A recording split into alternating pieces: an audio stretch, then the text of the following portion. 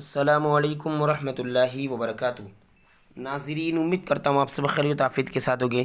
آئیے انشاءاللہ عز و جل آج کی اس ویڈیو میں اردو کتاب انوار شریعت کا پارٹ نمبر 21 پارٹ نمبر 21 انشاءاللہ عز و جل پڑھیں گے، اور اس سے پہلے 20 پارٹ ہو چکے ہیں، ٹھیک ہے، اور یہ 21واں پارٹ ہے۔ اس میں بہت ہی اہم ٹاپک پر بات کی جائے گی، ہے نا، جس کی جانکاری ہر ایک کو ہونا ضروری ہے، اذان و اقامت کا بیان۔ اگرچہ آپ مطلب کہ یوں کہہ لیجئے کہ اگر مؤذن ہے یا نہیں ہے، پھر بھی ایک تعلق رہتا ہی ہے نا، اذان کے مسائل ہمیں معلوم ہونے چاہیے۔ اس طرح اقامت کے بھی بارے میں ہمیں کچھ نہ کچھ معلومات ہونی چاہیے ہمارے دین اسلام کے بارے میں، ہے نا، جو کہ یہ ایک اہم فرض ہے نماز، اور ان کا تعلق نماز سے ہی اذان اور اقامت کا۔ اذان دیتے ہیں، اقامت پڑھتے، اسی کے بعد ہی نماز کی جو جماعت ہے وہ قائم ہوتی ہے نا۔ دیکھیں یہاں سے اذان و اقامت کا بیان۔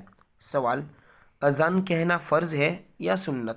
یعنی سوال کیا جا رہا ہے۔ جواب: فرض نمازوں کو جماعت کے ساتھ مسجد میں ادا کرنے کے لیے اذان کہنا سنت مؤکدہ ہے، مگر اس کا حکم مثل واجب کے ہے، یعنی واجب ہی کی طرح ہے، اور واجب ایک یوں کہہ لیجیے لازم ہوتا ہے جس کو بجا لانا ضروری ہوتا ہے۔ یعنی اگر اذان نہ کہی گئی تو وہاں کے سب لوگ گناہ گار ہوں گے، ٹھیک ہے، اس علاقے کے جو سب لوگ ہیں وہ گناہ گار ہوں گے۔ سوال: اذان کس وقت کہنی چاہیے؟ جواب: جب نماز کا وقت ہو جائے تو اذان کہنی چاہیے، وقت سے پہلے جائز نہیں۔ دیکھیں، اگر وقت سے پہلے کہی گئی تو وقت ہونے پر لوٹائی جائے۔ سوال: فرض نمازوں کے علاوہ اور بھی کسی وقت اذان کہی جاتی ہے؟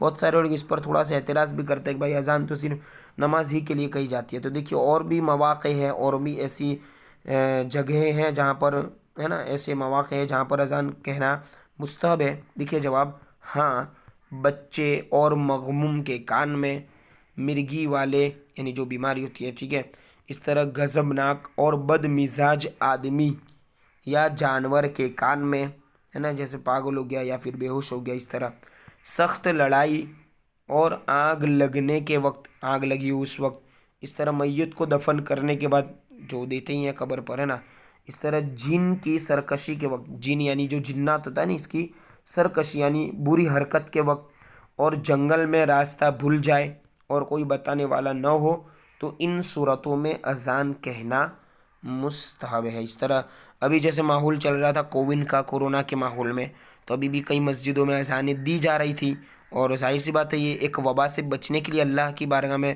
مطلب کہ دعا کے لیے یہ اذان یوں کہہ لیجیے کہ کہی جا رہی تھی، جس کی وجہ سے سب لوگ اس بیماری سے محفوظ رہے، ہے نا، تو یہ بھی مستحب ہے۔ سوال: اذان کا بہتر طریقہ کیا ہے؟ دیکھیں جواب: مسجد کے صحن سے باہر، یعنی یوں کہہ لیجیے جو عین مسجد ہے، مسجد کا جو اندرونی حصہ ہوتا ہے، اس کے علاوہ باہر کا حصہ، ہے نا، صحن سے باہر کسی بلند جگہ پر، جیسے مینارہ ہے اوپر، ٹھیک ہے، دوسری منزل ہے، یا پھر پہلی منزل میں باہر کا جو بالکل باہر کا ایریا ہے، وضو خانہ ہے اس طرف، ہے نا، تو بلند جگہ پر قبلے کی طرف منہ کر کے کھڑا ہو، ہے نا۔ دیکھیے بالکل عین مسجد میں اذان مکروہ ہے، بالکل مسجد کے اندر اذان نہیں دی جاتی، تو کھڑا ہو اور کلمے کی دونوں انگلیوں، یعنی دونوں ہاتھوں کی جو پہلی انگلی ہے، جو بڑی پہلی والی دونوں انگلیوں ہے نا، اس کو کلمے کی انگلی کہتے ہیں، تو دونوں انگلیوں کو کانوں میں ڈال کر بلند آواز سے اذان کے کلمات، یعنی جو سینٹنسز ہے، جملے ہیں، وہ، ہے نا، کلمات کو ٹھہر ٹھہر کر کہے، جلدی نہ کرے، یعنی جلدی جلدی نہیں دینی نا اذان، اس طرح۔ اور حی علی الصلاۃ کہتے وقت دائیں جانب یعنی سیدھی طرف، ہے نا، رائٹ طرف، اور حی علی الفلاح کہتے وقت بائیں جانب منہ پھیرے۔ آپ نے دیکھا ہوگا اذان دینے والے کو اقامت میں بھی اس طرح کرتے ہیں، ٹھیک ہے۔ سوال: اذان کے جواب کا کیا مسئلہ ہے؟ بہت سارے لوگ کہتے ہیں بھائی اذان ہو رہی ہے، خاموش رہو، اذان کا جواب دو، تو کیا معاملہ ہے؟ دیکھیے جواب: اذان کے جواب کا مسئلہ یہ ہے کہ اذان کہنے والا جو کلمہ یعنی جو شبد اس نے کہا نا، جو جملہ اللہ اکبر اللہ اکبر اتنا کہہ کے رک جاتے ہیں مؤذن صاحب، تو جو کلمہ کہے تو سننے والا بھی وہی کلمہ کہے، دہرانا ہے، مگر حی علی الصلاۃ اور حی علی الفلاح کے جواب میں لا حول ولا قوت الا باللہ کہے، یعنی پوری اذان جو اللہ اکبر سے لے کر اشہد ان محمد رسول اللہ تک وہی الفاظ کو ہمیں دہرانا ہے، لیکن جب حی علی الصلاح کا جو کلمہ ہے وہ کہا جائے تو لا حول ولا قوت الا باللہ کہنا ہے. اس طرح حی علی الفلاح کہا جائے تب بھی ہمیں لا حول ولا قوت الا باللہ یہ پڑھنا ہے. ٹھیک ہے. اور بہتر یہ ہے کہ دونوں کہیں، یعنی حی علی الفلاح لا حول ولا قوت الا باللہ، حی علی الصلاح دونوں کلمہ کہیں. ٹھیک ہے. اور فجر کی اذان میں الصلاۃ خیر من النوم جو کہا جاتا ہے نا، ایک جو جملہ ہے وہ زیادہ ہوتا ہے فجر کی نماز میں. تو جب یہ کہا جائے الصلاۃ خیر من النوم تو اس کے جواب میں کیا کہنا ہے؟ صدقت و بررت و بالحق نطقت کہے. تو یہ کلمہ جو ہے الصلاۃ خیر من النوم یہ بھی 2 بار کہا جاتا ہے نماز میں. تو اس کے جواب میں یہ کہنا، آپ اس کو اسکرین شاٹ لے سکتے ہیں، اس کو آپ کو یاد کر لینا تاکہ اذان کے جواب دینے میں آسانی ہو. دیکھیے اسی طرح پارٹ نمبر 22 کو بھی اسی ویڈیو میں مکمل کر لیتے ہیں. سوال: خطبے کی اذان کا جواب دینا کیسا ہے؟ جواب: خطبے کی اذان کا زبان سے جواب دینا ان مقتدیوں کو جائز نہیں. ظاہر سی بات ہے جو خطبہ ہے وہ جمعہ میں ہوتا ہے اور لوگ نیچے بیٹھے ہوئے ہوتے ہیں، امام صاحب ممبر پر ہوتے ہیں اور اذان ہوتی ہے پہلے، اس کے بعد خطبہ ہوتا ہے، تو وہ خطبے کی اذان کہلاتی ہے نا، تو اس کا جواب نہیں دینا مقتدیوں کو، خاموشی سے اذان کو سننا ہے. سوال: تکبیر یعنی اقامت کہنا کیسا ہے؟ جواب: اقامت کہنا بھی سنت مؤکدہ ہے. ٹھیک ہے. اس کی تاکید اذان سے زیادہ ہے. دیکھیے سوال: کیا اذان کہنے والا ہی اقامت کہے، دوسرا نہ کہے؟ جواب: ہاں، اذان کہنے والا ہی اقامت کہے. ٹھیک ہے. اس کو جو اذان جس نے دی نا، جو مؤذن ہے اسی کو اجازت ہے. ٹھیک ہے. دیکھیے اس کی اجازت کے بغیر دوسرا نہ کہے. اگر بغیر اجازت دوسرے نے کہی اور اذان دینے والے کو ناگوار ہو تو مکروہ ہے. اگر دوسرے نے کہہ لیا لیکن وہ اس کو اچھا نہیں لگا، بھائی میرے کو پوچھا نہیں، تو الگ بات ہے، لیکن ایسا عام طور پہ ہوتا نہیں. سوال: اقامت کے وقت لوگوں کا کھڑا رہنا کیسا ہے؟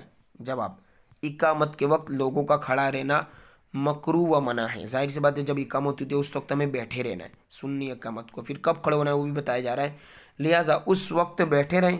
پھر جب ہے نا اس وقت یعنی جب اقامت پڑی جائے تو بیٹھے رہے. جب تکبیر کہنے والا حی علی الفلاح پر پہنچے تو اٹھے. اس طرح آگے دیکھیے. سوال: اذان و اقامت کے درمیان صلاۃ پڑھنا کیسا ہے؟ دیکھیے جواب: صلاۃ پڑھنا یعنی الصلاۃ والسلام علیک یا رسول اللہ کہنا جائز و مستحسن ہے، یعنی بہت اچھا ہے.